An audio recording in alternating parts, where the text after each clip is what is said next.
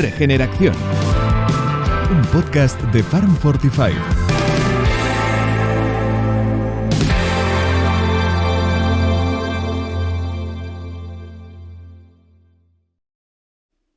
Hola a todas y a todos, soy Ada Navarro y os doy la bienvenida a un nuevo episodio de Regeneración, el podcast del proyecto Farm 45.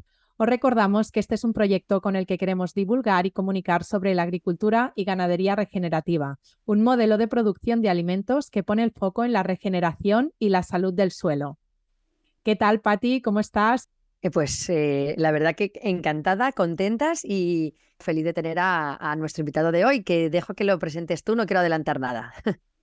Bienvenido, Marc, y muchísimas gracias por compartir este espacio y esta conversación con nosotras hoy. Hola, buenos días, buen día a todos. Pues hola, Marc, mira, nos gustaría que nos compartieras cómo y cuándo nace el proyecto de Planeses para poner contexto a todas las personas que conozcan por primera vez el proyecto.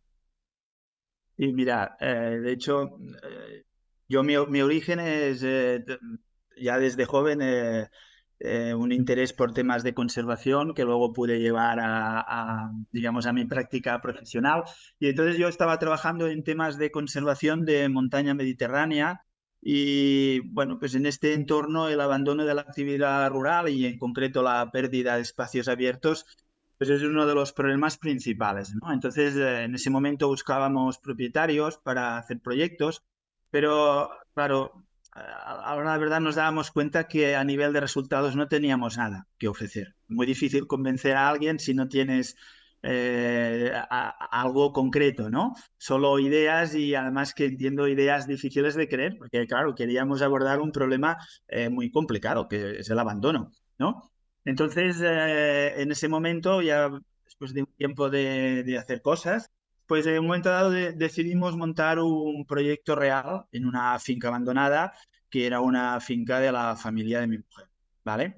Y de aquí muy rápidamente este objetivo que es más específico, ligado a unas condiciones muy concretas de una finca y de un contexto de abandono, y yo diría que de una manera inevitable este objetivo acabó pasando a un objetivo más global que es el problema de un modelo productivo actual que crea unos problemas sociales y ambientales importantes, de los cuales una pequeña derivada es el abandono de las zonas rurales, pero es solo una pequeña derivada. Y este fue el origen. Marc, en Planesas tenéis un objetivo claro, que es la soberanía alimentaria, ¿no? Para ser capaces de alimentar a todo el mundo con alimentos de calidad. ¿De dónde surge? Bueno, ya nos has contado un poco cómo empieza el proyecto, ¿no? Pero ¿cómo se va transformando en realmente querer ir a por esa misión? Bueno, ya decía que pasamos de este objetivo más específico de la finca y del área del abandono a este objetivo más global. A ver, soberanía alimentaria es un término que está en determinados ámbitos, por supuesto, no de manera general, pero es un término que está como de moda, ¿vale? Y tiene unas connotaciones sociopolíticas importantes que personalmente yo comparto, ¿vale? Pero que quizás es más interesante simplificar y hablar de un problema de alimentación como una necesidad básica de nuestra, bueno, de la humanidad, ¿no? De las personas. Claro, y cuando analizas el modelo actual y si piensas que este modelo está ya en punto, digamos, está acabando su recorrido, claro, no intentarías cambiarlo. Si la sociedad supiera que este modelo está en un punto ya, digamos, de agotamiento como tal, pues yo creo que habría un movimiento importante y mucho más claro en la dirección de cambiar las cosas, ¿no? Lo que pasa es que no es fácil transmitir esta situación cuando la gente va al supermercado, todos vamos al supermercado y en el supermercado siempre tenemos de todo, ¿no? Nosotros para poder explicar un poco esto, que ha sido, yo creo que además uno de los retos que tenemos, cómo podemos transmitir esta situación a la gente de la calle, si nosotros somos capaces de explicarlo y que la gente de la calle lo entienda, pues la necesidad y el cambio será mucho más fácil, ¿no? verdad que hay cada vez elementos que facilitan un poco esta situación. Por ejemplo, hoy en día hay ya toda una movida importante sobre el problema de la escasez de recursos y en concreto los recursos energéticos, ¿no? Claro, si nosotros explicamos o le explicamos a una persona de la calle este modelo desde el punto de vista energético de una manera muy visual, es tan claro que es un modelo donde la planta crece dependiendo de unos fertilizantes químicos de una nutrición. El alimento se lo damos nosotros en forma de fertilizantes químicos que dependen del petróleo. Pero claro, esta planta para crecer no es suficiente con estos fertilizantes. Necesita un suelo aireado y donde el agua pueda penetrar, etcétera, ¿vale? Y esto en el modelo actual se consigue mediante el labrado, que vuelve a ser petróleo. Y ahora ya esta planta que tiene las condiciones que hemos creado en el suelo y este alimento que le hemos dado, eh, claro, todas las otras plantas y nosotros queremos que esto que nos ha costado una energía lo aproveche nuestro cultivo, pues vamos a tener que eliminarle toda la competencia de esto que en el modelo actual se llama las malas hierbas, para que todo este trabajo que estamos haciendo sea rentable y vaya dirigido a nuestro cultivo. Y esto lo volvemos a conseguir labrando con plásticos de cobertura, con herbicidas, que otra vez vuelve a ser petróleo, ¿vale? Ya tenemos nuestra planta que tiene sus recursos, que lo hemos conseguido, digamos, centrar en el crecimiento de nuestro cultivo, ¿vale? Y es una planta que crece muy bien. Y esto es lo que claramente este modelo ha conseguido, que esta planta crece muy bien, pero crece tan rápido que es una planta que no tiene la capacidad de resistir frente a plagas y patógenos. Cual nosotros tenemos que desde fuera darle los insecticidas y los fungicidas necesarios para que no se ponga enferma. Y esto vuelve a ser otra vez petróleo, ¿de acuerdo? Y como además busco un sistema al máximo productivo y el factor limitante de producción siempre es el agua, pues si puedo, le voy a dar agua. Y esto hoy en día es a base de bombas que vuelve a ser petróleo. Bueno, y podríamos todavía seguir más para de alguna manera remarcar esta dependencia total que tiene este modelo actual del petróleo para producir. ¿De acuerdo? En general, esto es una idea que la gente comienza a entender, pero no es solo la idea más importante, porque otros elementos muy importantes ligados a este sistema, y en concreto para mí, que vengo del mundo de la conservación, es muy importante, es la pérdida de biodiversidad. Hay muchos factores, digamos, a los que afecta este modelo, pero un factor muy importante es la pérdida de biodiversidad. En los últimos años ha habido una pérdida tanto de pájaros como de insectos muy importantes. Y esto, fijaros que así de entrada, hasta podríamos decir que es sorprendente, porque precisamente hay una pérdida de diversidad importante en un momento en que el sistema, digamos, está requiriendo menos territorio. La presión del modelo actual sobre el territorio es mucho más baja que el de los antiguos, porque antiguamente todo estaba cultivado. La presión era muy grande. El modelo actual, en principio, en teoría, y tal y como lo vemos, tiene una presión más reducida, porque hay una parte muy importante del territorio que se ha liberado. Y sin embargo, la pérdida de biodiversidad continúa y de hecho, se ha acelerado en estas condiciones, ¿no? Lo cual nos demuestra que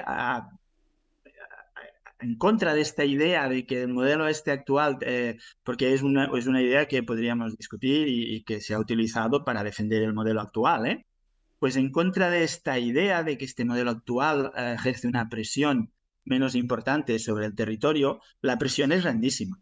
Y el impacto que tiene este modelo sobre el medio ambiente y finalmente sobre las personas es muy grande. ¿De acuerdo? Entonces, para nosotros esta es la base. Este modelo hay que cambiar. Muchísimas gracias por este contexto porque ha permitido comprender muy bien cómo es el modelo que actualmente es el predominante, ¿no? Nos sumamos al reto de poder comunicar estas nuevas ideas y por eso estamos hoy aquí, precisamente para poder hacer llegar este mensaje de forma clara y con experiencias reales, como bien comentabas al inicio, para que las personas puedan comprender que existen otros modelos. Así que te tengo que preguntar cuál es el modelo que habéis diseñado y que ponéis en práctica en vuestra granja. Sí, mira, nosotros empezamos, yo diría que sobre el 2015 o incluso antes. Y ya en ese momento nos cogimos porque digamos que en el mercado había muchos nombres interesantes, natural farming, permacultura, ¿vale? Y nosotros nos cogimos a la agricultura regenerativa porque nos parecía que transmitía de una manera muy directa lo que es la situación actual, que es una situación donde se ha llegado a un nivel de degradación muy grande que obliga a que cualquier sistema tenga que empezar planteándose una regeneración, ¿vale? Entonces, eso, bueno, pues dentro de este gran paraguas de la agricultura regenerativa hay diferentes maneras de trabajar, hay elementos que visualmente son importantes y que son los que generalmente se conocen, que no labranza, cultivos de cobertura, pero que en realidad por sí solos no definen el modelo, ni necesariamente implican estar en ese modelo, ¿no? Mira, yo ligándolo un poco con la pregunta anterior de la soberanía alimentaria, eh, y como decía antes, ahora que empieza a haber esta conciencia sobre la escasez de recursos, la idea de que vivimos en un planeta con recursos finitos, limitados, yo diría que lo que hacemos planesas es producir en una producción importante en cantidad e importante en calidad sin depender de los insumos externos. Y este es un punto crítico, ¿de acuerdo?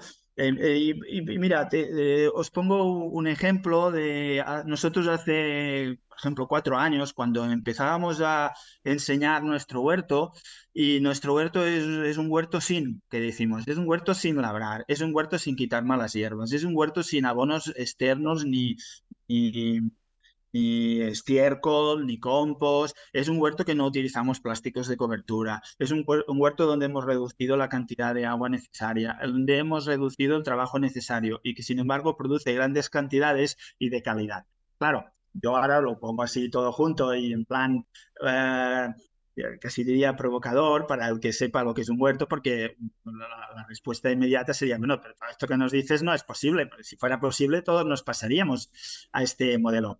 Pues pero el hecho es que cuando nosotros empezábamos a explicar esto, la gente, yo creo que nos escuchaba así un poco como unos frikis, ¿no? Porque, bueno, o sea, pues qué interesante, eso está bien, pero ¿qué sentido tiene si yo, por ejemplo, que hago huerta ecológica, al final puedo poner una malla antihierba en el suelo, puedo añadir un estiércol de animal, de la granja del vecino, y puedo incluso traer una serie de materiales compostados? ¿Vale? Entonces, no hace falta complicarse la vida y hacer estas cosas que nos están explicando en Planesas. Pero claro, es que no cuesta mucho hacer los números y enseguida podemos ver que si todos lo hacemos así, ¿de dónde vamos a sacar toda esa cantidad de estiércol? Que además, desde nuestro punto de vista, el estiércol tiene que ir al pasto. ¿Y dónde vamos a sacar todo ese compost que implica unas cantidades de material tremendo, con una energía súper grande que hace falta para conseguir este producto, que es un producto de un alto valor? Eso nosotros no lo vamos a negar. Pero creemos que no es viable un cambio de modelo con este tipo de insumos, ¿no? Y claro, la pregunta es, pero entonces, ¿esto cómo se puede hacer? Bueno, pues esto es lo que nosotros hemos trabajado en Planesas y lo que nosotros pienso que hemos conseguido unos resultados muy interesantes. De hecho, cuando nosotros ahora enseñamos el huerto, la la gente ya es diferente. Claro, ya el precio del estiércol, el precio del compost es diferente. Insisto que ya no es un tema de precio, pero bueno, esto es lo que, digamos, de una manera más rápida llega a la gente. Pero es un tema de disponibilidad, ¿de acuerdo? Y la gente no nos dice cuando ven el huerto, bueno, pero aquí has echado mucho compost. Es que nosotros no hemos echado compost. Es que es la naturaleza, los propios procesos que nosotros activamos y favorecemos en el propio sistema al que crea ese compost. ¿De acuerdo? Y bueno, es un poco lo que creo que en estos momentos parece que está motivando más a la gente. Qué bien, qué ganas. Los que no hayáis podido ir a ver esa huerta, no dejéis de hacerlo porque es cierto que todo lo que cuenta Marc, la verdad que verlo no te deja indiferente. Y Marc, te queríamos preguntar, los prados permanentes es uno de los elementos presentes en ese diseño de la finca que nos estabas contando, ¿no? En el diseño del modelo que vosotros aplicáis. ¿Cuál es la importancia y la relevancia que tiene mantener esos prados permanentes? Claro, en realidad es quizá el elemento más característico. Realmente lo interesante es la integración de todos los elementos de árbol, arbusto, prado permanente, los animales, el bosque, ¿de acuerdo? Pero sí es verdad que el elemento que es presente, yo diría prácticamente en todos sitios, menos en el bosque, es precisamente el prado permanente, ¿no? Y fijaros que la idea de cultivos permanentes es una idea que pues, en estos momentos también está empezando a coger fuerza. Hay propuestas muy dirigidas a transformar y buscar sistemas de producción con cultivos permanentes, incluso producción de cereal, de grano, con especies permanentes y con trabajos que hay institutos que se dedican a este objetivo. De entrada ya todos, árbol, arbusto y la pradera permanente te aportan un sistema radical mucho más potente. Y eso es un elemento que bueno, cuando lo analizamos es fundamental, ese sistema.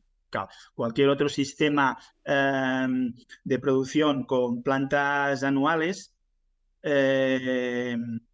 pues no puede llegar a ese nivel de sistema radical, potente, profundo, ¿de acuerdo?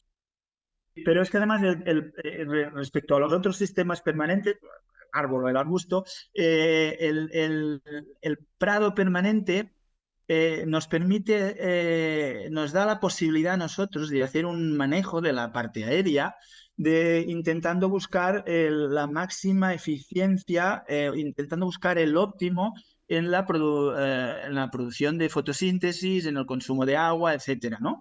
Y además permitiéndonos adaptarnos a cambios en las condiciones. Si viene un año muy seco, y tienes complicaciones, claro, un sistema de producción de arbóreo o arbustivo, de frutales, muy difícil de adaptar, ¿no? Pues, he escuchado propuestas de eliminar la floración, de hacer podas, pero todas son propuestas muy traumáticas. Con un prado permanente todo es muy fácil, así que un sistema que se puede gestionar de una manera muy, muy eficiente, muy, muy óptima, ¿no?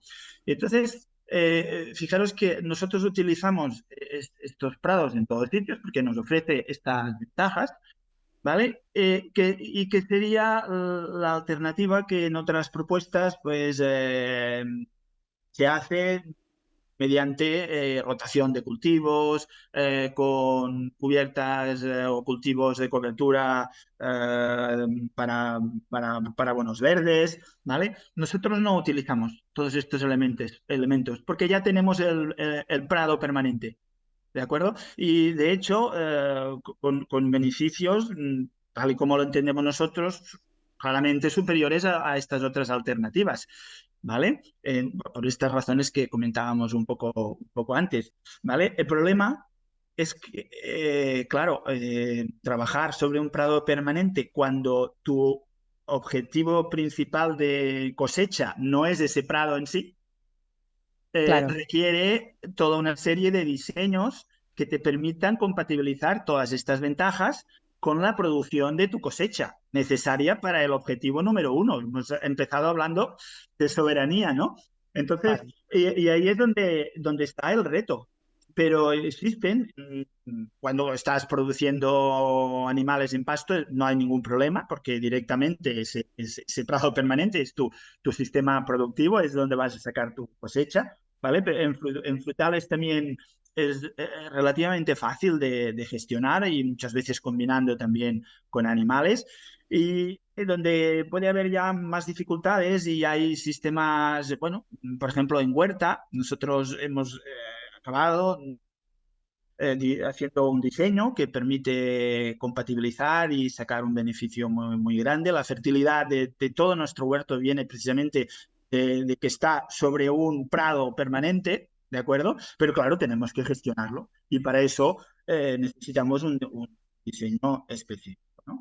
Y luego está todo el tema de los cultivos extensivos y ahí nosotros todavía no nos hemos puesto, que estamos en una finca relativamente pequeña y tampoco no tenemos un objetivo de cultivo extensivo importante, pero sí queremos hacer pruebas con propuestas como el pasture cropping, que vuelve a ser otra manera de combinar, aprovechar todos estos beneficios del prado permanente y en concreto pasto y en momentos concretos superponer un cultivo temporal en este pasto, ¿no?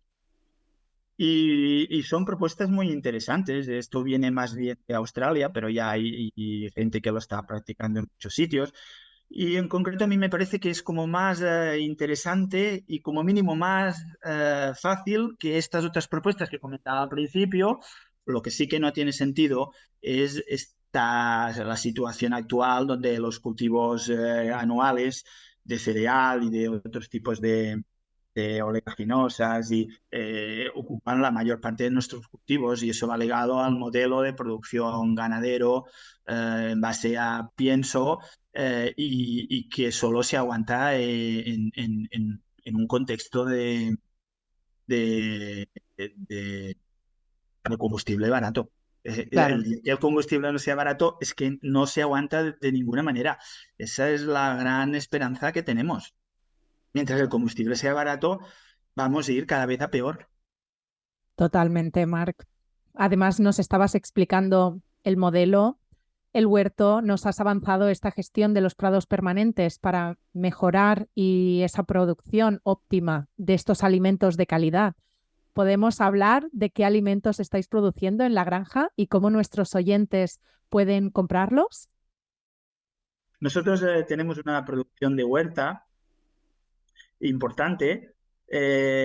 Luego hay una producción, tenemos vaca de leche y carne, de producción mixta, ¿vale? Donde se produce leche y luego la carne se produce buey, animales de más de 4 años, las vacas viejas, ¿vale? Que es un producto, una carne muy diferente.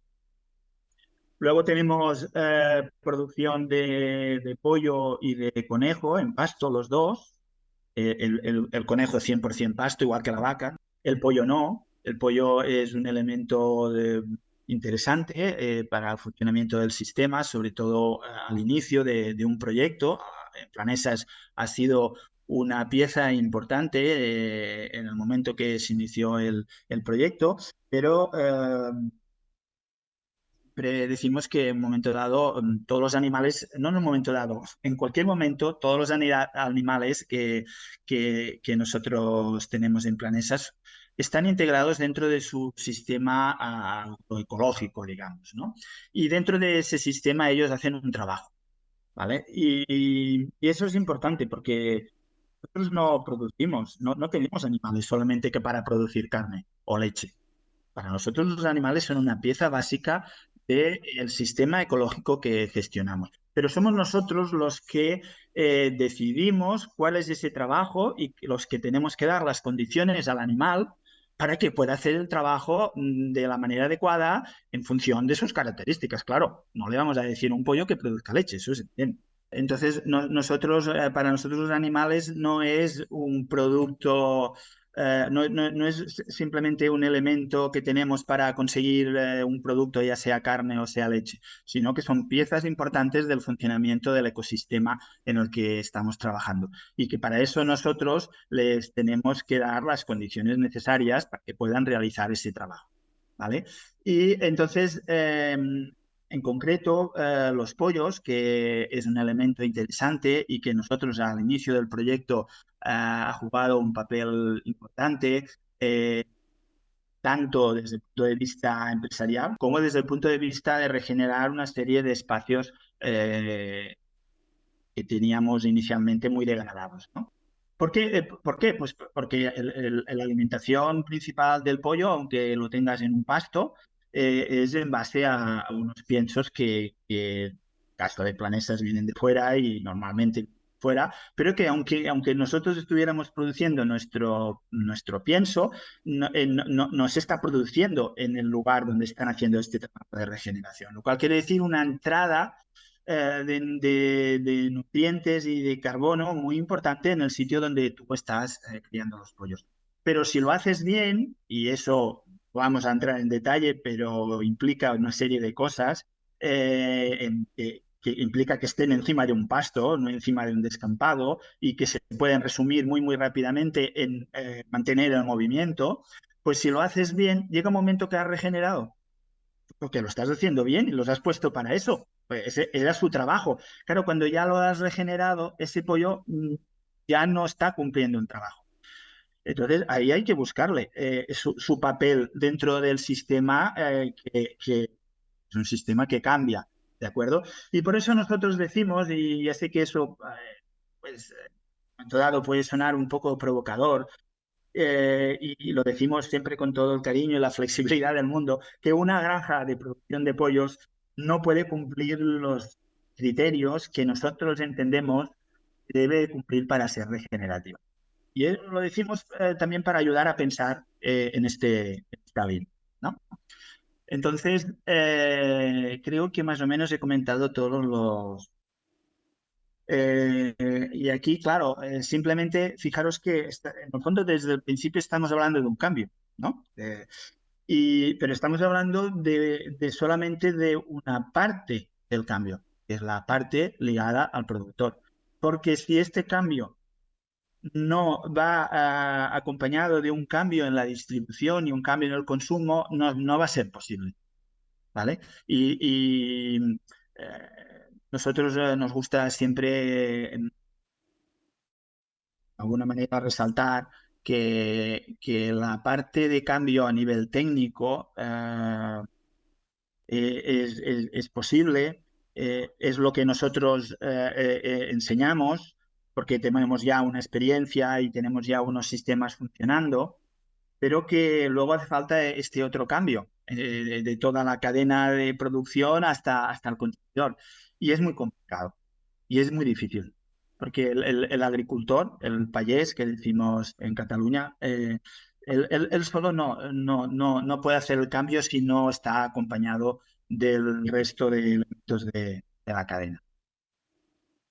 Marc, madre mía, es que me parece, o sea, no queremos ni cortarte las respuestas porque de verdad que cada frase tiene mucho contenido y de alguna manera me parece que la gente que te esté escuchando supongo que estará como súper interesada en poder ver cómo es todo este trabajo que habéis ido desarrollando, cómo, bueno, todo lo que se pueda consultar sobre vuestro trabajo. Y eso me hace pensar en el proyecto Life Polyfarming, en el que habéis estado trabajando muchos años y donde desarrollasteis unos recursos educativos, divulgativos, unas tarjetas, digamos, también de evaluación del ecosistema y ese manual del modelo agroalimentario regenerativo. Todo lo que sea acercar al público general los resultados de proyectos científicos, a mí me parece que son una joya y creo que es parte también de la responsabilidad de ese trabajo científico, ¿no? Entonces, cuéntanos cómo ha sido... cómo fue ese proceso, aprendizajes, experiencias de ese proyecto y me gustaría también añadir a esta pregunta cómo de importante crees tú que es elaborar o participar en proyectos científicos, generar esos datos científicos con los que poder digamos, hablar ese mismo lenguaje con diferentes modelos que trabajan en ese ámbito científico también, pues para poder mostrar de esa misma manera pues todos esos beneficios que queremos mostrar y queremos, bueno, demostrar que son así. Pues bueno, yo, mira, voy a ser un poco crítico con lo que has dicho y en el fondo estoy de acuerdo, ¿eh? Pero para quitarle un poco de trascendencia, porque en realidad, si lo piensas un poco bien, todas las propuestas con todas sus variaciones de la agricultura regenerativa no vienen de las universidades ni de la investigación. Vienen Claro. como resultado de la actividad de agricultores que delante de un problema no se han rendido y digamos, trabajado para buscar sus propias soluciones. ¿De acuerdo? Y eso yo creo que es una característica importante y que hasta diría que define bastante bien lo que es esta movida de la agricultura regenerativa.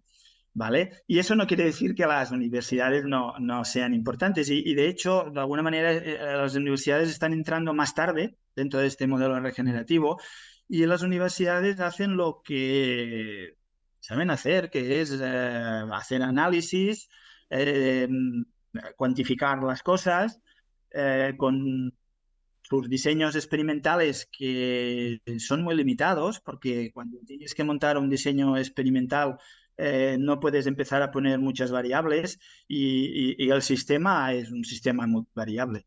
¿De acuerdo? Al punto de que tú puedes montar tu diseño experimental y cuando acabas te das cuenta que, bueno, te habrá salido algún análisis o algún resultado estadísticamente significativo, pero entonces te has dado cuenta que lo importante no estaba en el diseño, que te habías olvidado la variable importante. Eso ¿De es. acuerdo? Entonces, eso te puede pasar.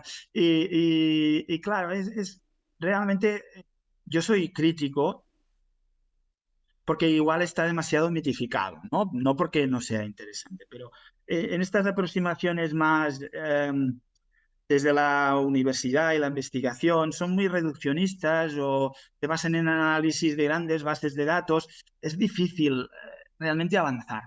Ahora bien, lo que es cuantificar, eso sí que lo hacen y lo hacen muy bien y en concreto dentro de las propuestas que hay en Planesas que han salido en base a resolver problemas con una visión global, ¿vale? Y a buscar soluciones adaptadas, pero la universidad sí que ha permitido cuantificar resultados y cuantificar es importante porque es lo que nos permite, hombre, para mí lo más importante es que la gente vea y vea los cambios que se han producido en el suelo con esta manera de Claro. gestionar. Pero como no todo el mundo puede venir a Planesas, pues si nosotros disponemos de unos datos, esto nos ayuda a que se pueda entender, ¿no? Entonces, pues la universidad hace sus análisis por ejemplo, pues podemos ver que ha habido un cambio muy importante en la materia orgánica. Hemos pasado de 1,8% de materia orgánica del suelo a un 6%, lo cual es un cambio récord en tiempo que, digamos, no hemos encontrado en ninguna referencia bibliográfica. Pues podemos hacer el seguimiento de aves y podemos ver cómo ha cambiado la diversidad y la abundancia de aves. Es importante cuantificar, ¿eh? Yo he empezado un poco siendo crítico y siendo crítico porque precisamente estoy dentro. Si no estuviera dentro, pues me cortaría un poco más, pero es verdad que esto nos aporta una serie de Mm. informaciones y de datos que son importantes, porque ahora con estos datos nosotros podemos defender mucho más, ¿no? Los Ahí. resultados. Y Ese es a donde yo, es el punto al que me refería en la pregunta, ¿no? Que obviamente con las limitaciones que tiene todo, porque todo tiene sus limitaciones, ¿no? Y todos los métodos, tanto el método productivo como los métodos científicos, tienen sus limitaciones, pero sí que creo, como lo que le estabas diciendo ahora, es positivo tener esos datos que ayudan a poder mostrar unas cuantificaciones, ¿no?, de esos resultados. ¿Realmente se incorpora más materia orgánica con este manejo? Pues mira, pues tenemos estos datos, ¿no? Tener al final unos datos que puedan dar esa información creemos que siempre es importante, teniendo en cuenta Sí, pues, las totalmente. limitaciones que tenemos en todos los ámbitos. A ti totalmente, ¿eh? Que yo quizá me he pasado y ahora si me escuchan mis No, hombre, no. compañeros me van a picar el crustó que decimos aquí, pero no pasa nada. Es que Hay que Pati ser un poco, viene de ahí, entonces... hay que ser un poco provocador de vez en cuando. No, mira, una cosa que aprovechando esta pregunta sí me gustaría comentar, porque montar un proyecto pero es muy complicado, ¿eh? Y requiere un esfuerzo muy grande en todos los sentidos. Es una inversión tremenda en personal, en conocimiento, en tiempo, en recursos, en dinero. Mm, Es muy grande. Entonces, cuando te viene la gente y con ganas de montar un proyecto y que además es lo que nosotros también queremos animar, ¿no? Pero por otro lado también para mí es complicado quedarme en el equilibrio de no quitarle el ánimo a la gente porque iría en contra de nuestro objetivo, pero también intentar ponerle las dificultades total, precisamente para que a la primera de cambio la gente no se desanime, ¿no? total. Y entonces ahí es donde siempre decimos, hay que buscar todas las ayudas que te sean posibles. Y cada uno tiene sus ventajas a nivel de buscar ayuda, pues cualquiera. No, yo no te diría, no descartes ninguna. Y entonces ahí es donde hay ayudas también de proyectos y cosas de esas. Y entonces ahí, como nosotros teníamos una cierta experiencia, la gente nos pregunta. Y ningún problema por de alguna manera dar nuestra opinión y tal. Pero no es la mejor ayuda que vais a poder tener la gente que quiera montar un proyecto. ¿Vale? No es la mejor ayuda, incluso puede llegar a ser un problema, puede llegar a Sí, ser contraproducente, porque total, hay unas contrapartidas y unas obligaciones totalmente. y eso puede llegar a ser complicado, ¿vale? Mm, La mejor ayuda, y de alguna manera ya lo hemos, bueno, no con esta intención, pero ya lo acabo de plantear antes, la mejor ayuda es tener el apoyo del consumidor. claro, Yo le digo a la gente, si tú sabes, y hay gente que precisamente esta es la ayuda que tienen, vienen de un modelo de cooperativas, no, yo todo lo que hago voy a vender, pues tira, esa es la mejor ayuda. La claro. mejor ayuda es la del consumidor, la sociedad. El día que la sociedad quiera, pues podremos empezar a avanzar en este Eso campo. es. Nosotros creemos totalmente en ello. De hecho, estas conversaciones están dirigidas pues a un público muy diverso, porque sí, tenemos productores regenerativos, mucha gente del sector que les gusta escuchar sus propias historias en los que se encuentran cómodos, pero a la vez también tenemos personas ciudadanas que están interesados en estos temas, en conocer otras formas y decir, ah, vale, que hay otras formas, que no es solo lo que escucho, digamos, como la historia más mainstream, ¿no? Por llamarlo de algún modo. Entonces, creemos que la divulgación es clave, el poder Sí. compartir ideas, tener conversación, poder mostrar diferentes puntos de vista. Y en este sentido, creo que desde Planeses también tenéis ese foco, ¿no? A la divulgación por todo lo que nos comentas, tanto a productores como planteabas o personas que quieran empezar su proyecto, como para consumidores que quieran conocer qué hay detrás de una granja de este tipo, ¿no? Entonces, creo que estáis ahora organizando varias actividades para ello. Entonces, ¿te apetece compartirlo con nuestra audiencia para que sepan de qué forma apuntarse a estas experiencias y poder aprender sobre Planeses o al menos tener Sí, esas sí. referencias inspiradoras? No, para Planeses siempre, ya desde el inicio, siempre uno de los objetivos ha sido poder explicar todo lo que estábamos haciendo.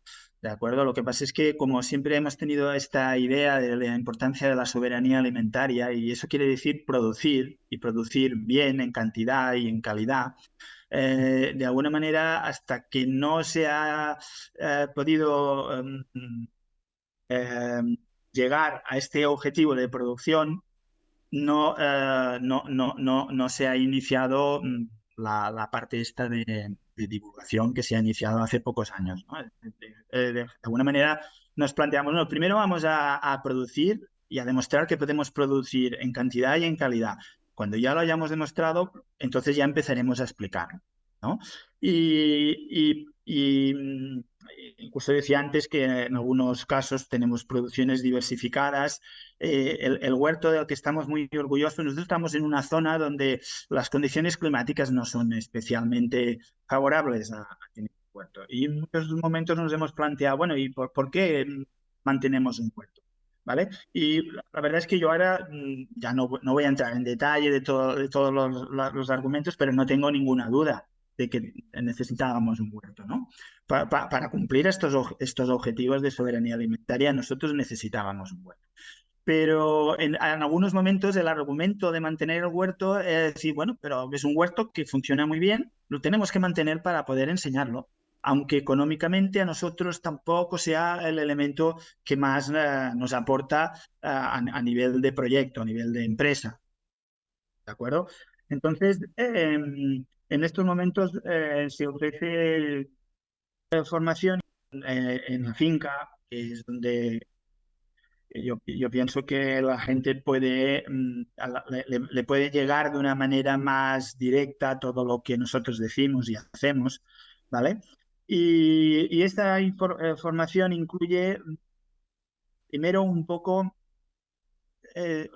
lo que serían, nosotros decimos que este modelo regenerativo o el nombre que cada uno le quiera dar es un cambio de manera de pensar. Y eso es muy importante.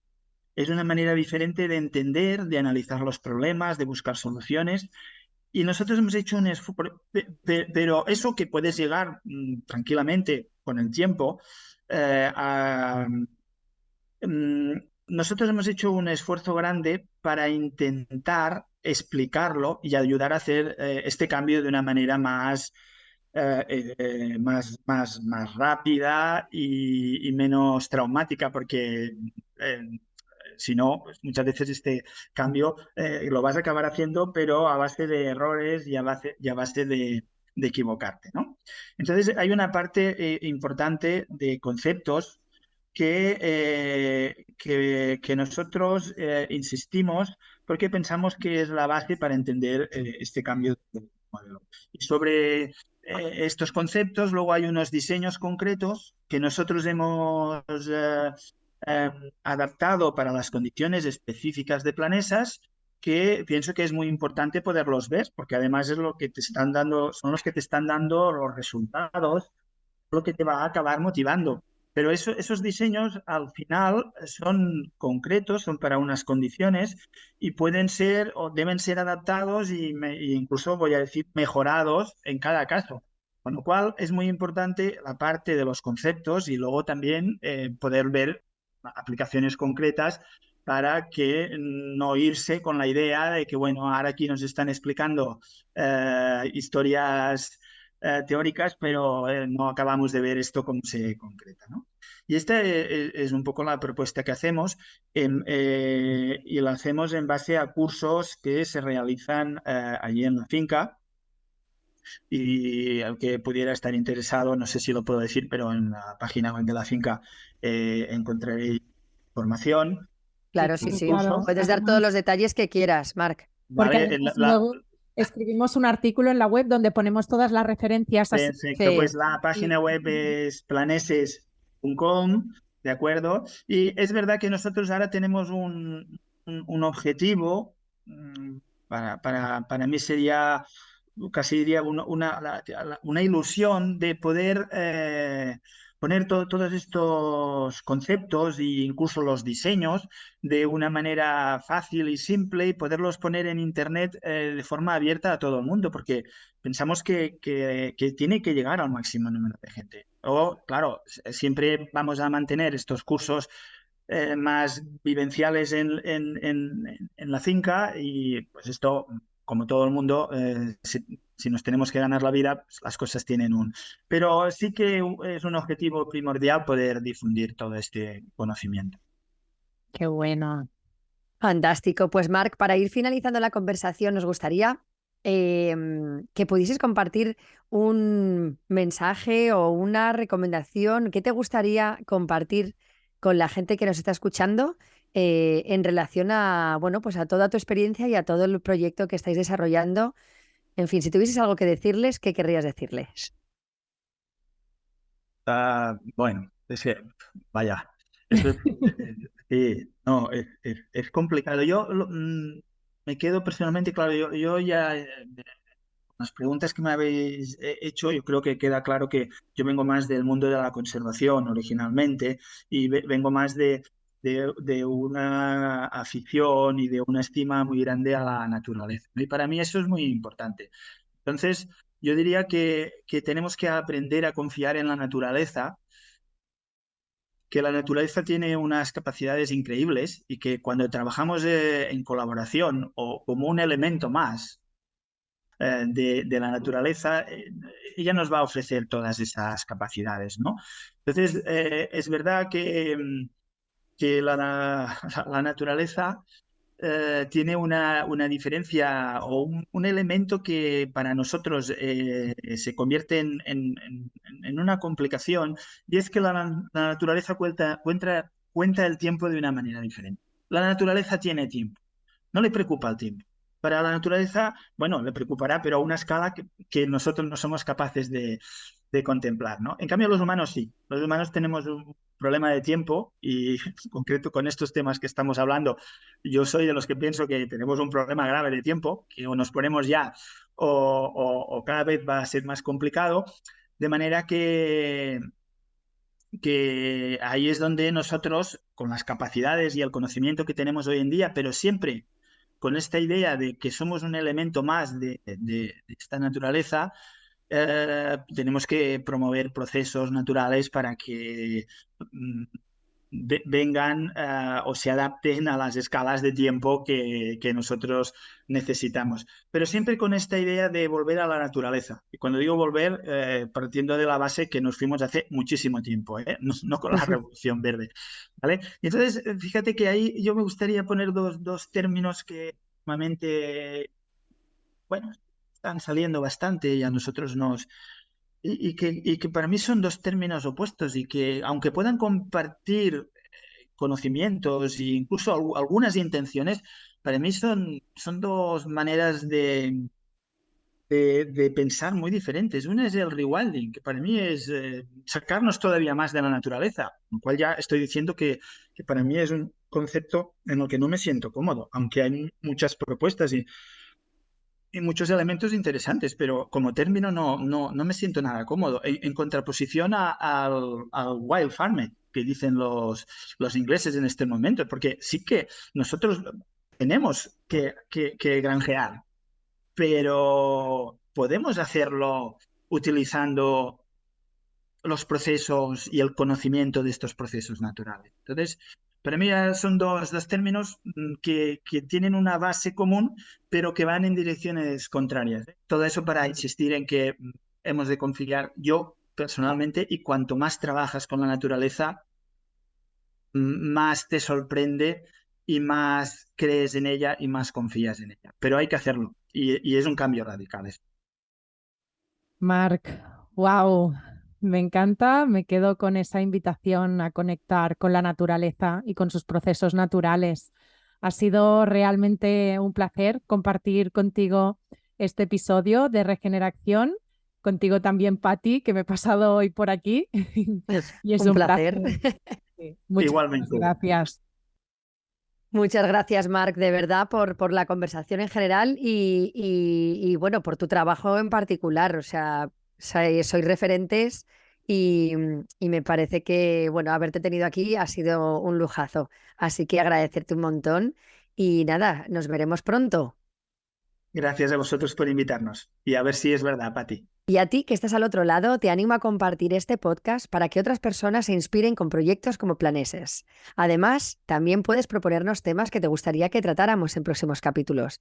Puedes escribirnos a info@fan45.io y no olvides suscribirte a nuestra newsletter para estar al día de todo lo que sucede en Fan45. Podéis entrar en la página fan45.io. Estamos organizando formaciones, talleres y demás actividades. Muchas gracias de parte de todo el equipo de Fan45 por escucharnos y hasta el próximo capítulo. Un podcast de Farm45.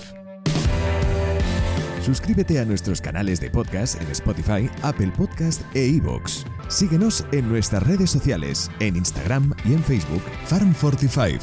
Y también en nuestro canal de YouTube.